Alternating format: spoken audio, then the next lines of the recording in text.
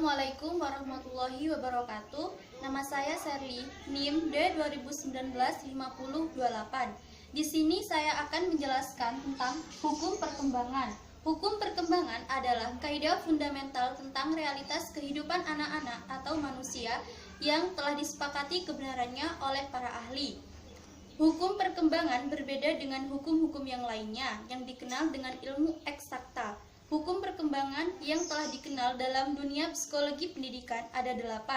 Yang pertama, hukum masa peka. Yang kedua, hukum rekapitulasi. Yang ketiga, hukum masa menantang. Yang keempat, hukum penjelajahan dan penemuan. Yang kelima, hukum tempo perkembangan. Yang keenam, hukum irama perkembangan. Yang ketujuh, hukum konvergensi perkembangan. Yang kedelapan, hukum perkembangan diri. Ini penjelasan dari masing-masing hukum perkembangan. Yang pertama, hukum masa peka. Hukum masa peka ini dikenalkan dalam dunia pendidikan oleh Dr. Maria Montessori. Beliau seorang pendidik kebangsaan Italia. Dia mengatakan bahwa masa peka adalah masa di mana ketika suatu fungsi-fungsi jiwa dengan mudahnya dipengaruhi dan dikembangkan. Masa peka ini terjadi hanya sekali dalam seumur hidup. Jika dalam masa peka ini tidak digunakan dengan sebaik-baiknya, maka akan mengalami kelainan atau abnormal. Hal ini akan mengganggu perkembangan selanjutnya.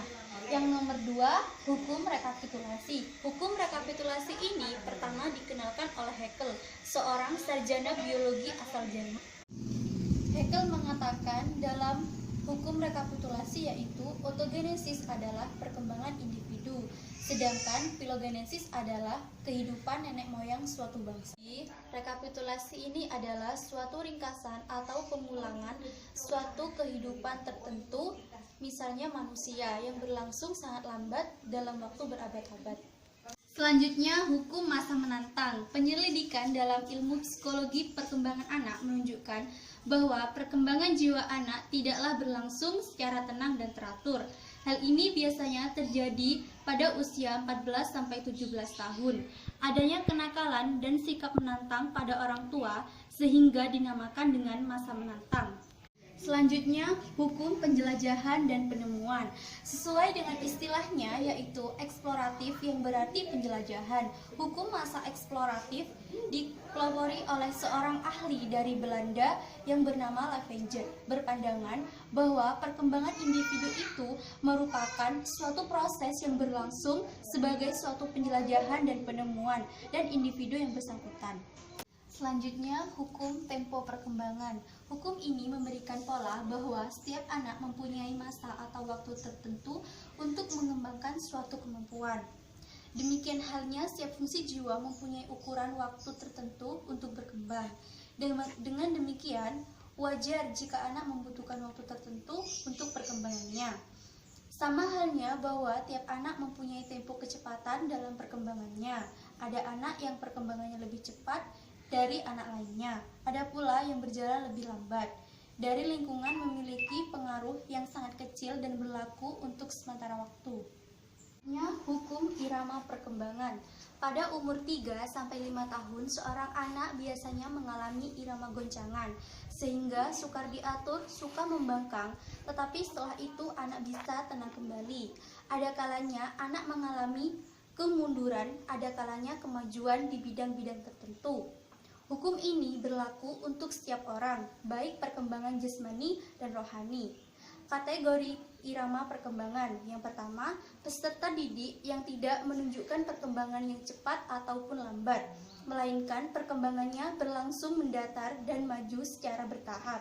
Semuanya berlangsung dengan tenang. Masa yang satu disambung oleh masa berikutnya dengan tidak menunjukkan peralihan yang nyata.